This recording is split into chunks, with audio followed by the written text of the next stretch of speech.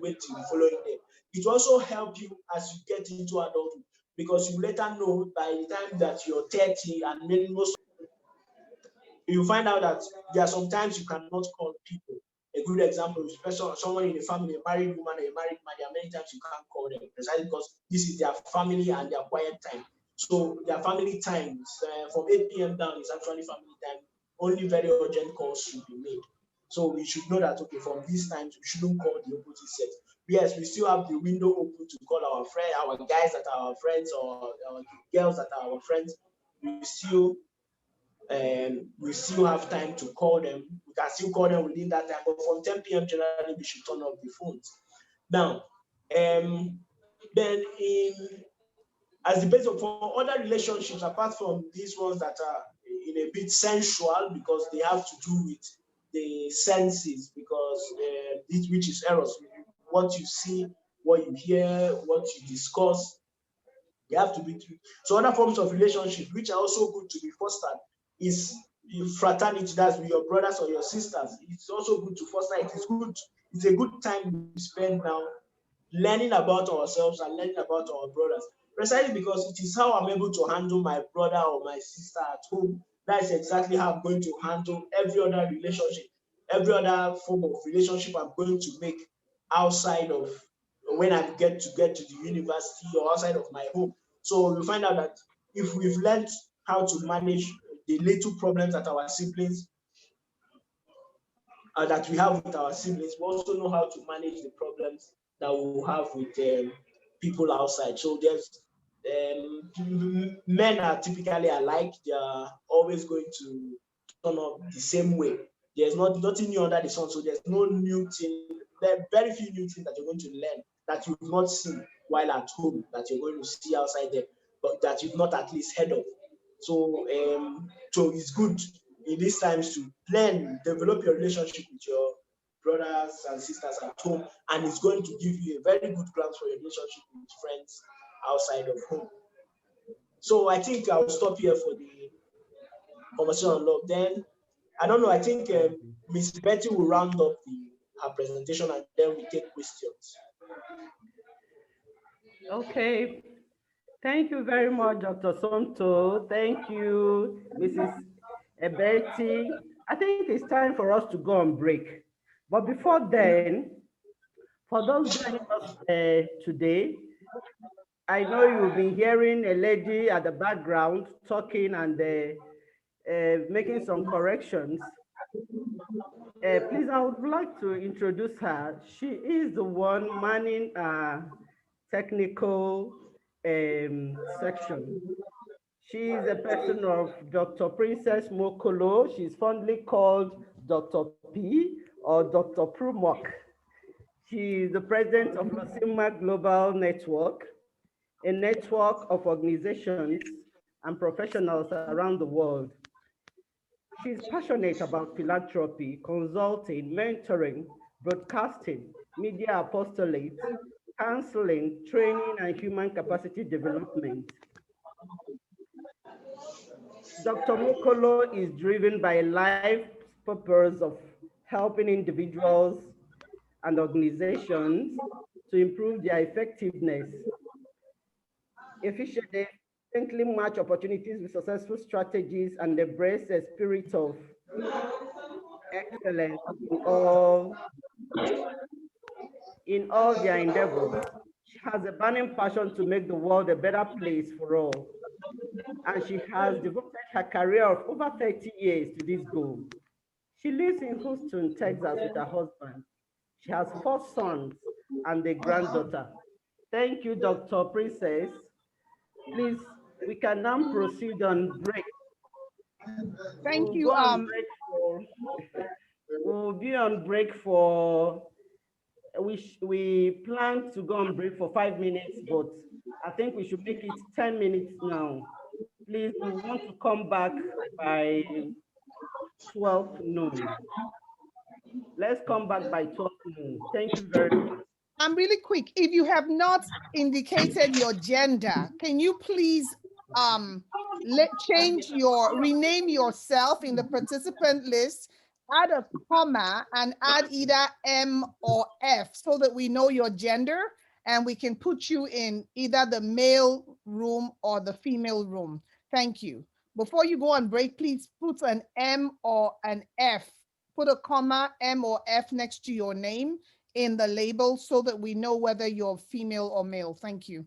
Back to the main hall. I believe the children, the participants are here with us. We have Mrs. Betty, we have Dr. Somto Nwabueze with us. Last speaker was saying, Dr. Nwabueze was just telling you, sometimes people are romantically attracted to each other, which he called eros. So sometimes that develops, it can develop even from there to maybe you're thinking of, to go on a date with someone means that you're not just looking at the person for now, you're looking at the long term, that I want to get to know. The whole idea of dating is getting to know other people so that you can see if you can develop a meaningful and longer relationship. And so just involves two people going out together, but usually they would, it doesn't necessarily have to, and it should not involve sex. You're just going out, be sitting out in where they sell snacks, have a drink, order a snack, share a meal. You can talk about the things you value. You can talk about your family. You can get to know where the person comes from. I mean, who is your parent? Maybe are they from a single home? If they trust you enough to share those details with you, nice and good, because both of you are trying to develop a relationship. That's the essence of dating. You're not just going to see one girl and say, I like this girl, let's go on a date. What's the essence? That's not the essence of a date. You just can say, okay, last week I was on a date with this guy. This week I'm on a date with this girl. Another week I'm on a date with this guy. No. It has to be people that you want to kind of commit to and you want to get to know them better. So a few things you have to note if you're going on a date is you have to set limits. What am I going to allow? We're talking about appropriate behavior for dating. What am I going to allow in this date? How long am I going to stay out? Am I going to let this person kiss me? Am I going to, share drugs or something, take alcohol and all that? So it's necessary that you communicate and discuss the places you want to go. Am I going to date in someone's house? That is a bit dangerous. To say, oh, come on a date, then the guy or the girl invites you to her house and it's just two of you watching a movie from maybe a laptop or from television or something. That's a bit dangerous. That's not really a date. That's asking for trouble. So we're going to look at the few pictures on dating. Let me see if I have these pictures here. Okay, these are friendship. These are friendship. Let's see about dates.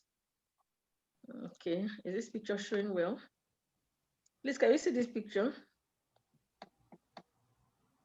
See, this boy invited this young lady for a date, and he feels like expressing his affection by offering her a flower. Probably experimenting how he will do if he has to give her a ring. Maybe sometimes, maybe where they were out in the garden, they are probably beautiful flowers, and he decides to cut off a rose and goes on one knee to say, do you know I like you very much? And he's offering her. You can see both of them are smiling. The girl is smiling, the guy is smiling. If such relationships, if they're well groomed, can become lasting relationships. So in the date, you need to set your goals and stick to them. Be assertive. It's very important to stick to your decisions. If you have a coffee, your parents have said, if you're going out, it's also good to let your parents, your siblings, or someone at home know where you're going. Sometimes questions are raised, at what time can we start? At what age should we start dating? That also depends on the culture, the environment where a child is growing in. Generally in Nigeria, we find this only among maybe undergraduates who are like 200 level, children that are probably 18 years, 17 years, and 18 years. But in other cultures, you can sometimes find people dating at an earlier age because it's permissible. Here, you can't see your 13-year-old or 14-year-old saying they're going on a date with someone. It's a bit absurd. So if your parents have given you curfew and you're going out, it's good to let them know and say, be back, make sure to be back home. Just stay for 2 hours and be back home at 7 p.m. You have to, make up your mind that that's what I'm going to do. I don't want to disobey my parents. So you let your partner, whomsoever you've gone out with, to know that, the guy to know that, or the girl to know that I have to be back home by 7 p.m. So go to places where you can participate in various activities. Don't just go to where you can only watch maybe a movie or just, a football game or watching a show. If there are other people there, it's good for you, okay? So people don't get tempted. Then you can go to maybe like an amusement park where you have lots of activities to do. So you're not thinking about, getting too intimate with each other there. You're just having a good time and understanding how the person responds to situations, to people. Does he swear at people? Does he use abusive language when he's not happy? Or does he like to jump the queue? Or does he want to follow the queue? Does he respect other people? You're learning in this relationship to understand who this person is. And your non-verbal messages should also go along with your verbal messages. And needless to say, it's important to avoid drugs, alcohol, pornography, kissing for a long time, and even going for night parties. Because when you sometimes indulge in those things, it can lead to other behaviors, inappropriate behaviors that have consequences that will be difficult for you to cope with. I think we should also talk about gender, because gender refers to if you're a male or a female. And this is sometimes based on cultural beliefs, because these days we see, you're hearing, is creeping into Nigeria too, where people are biologically male, and then they decide to go and do what they call transgender, change themselves into female, or some are female and they decide to become male. So those things are based on cultural beliefs. Maybe sometimes I even hear that I was reading about a little boy who was 7 years old, and the mom said he keeps insisting that he wants to be a girl.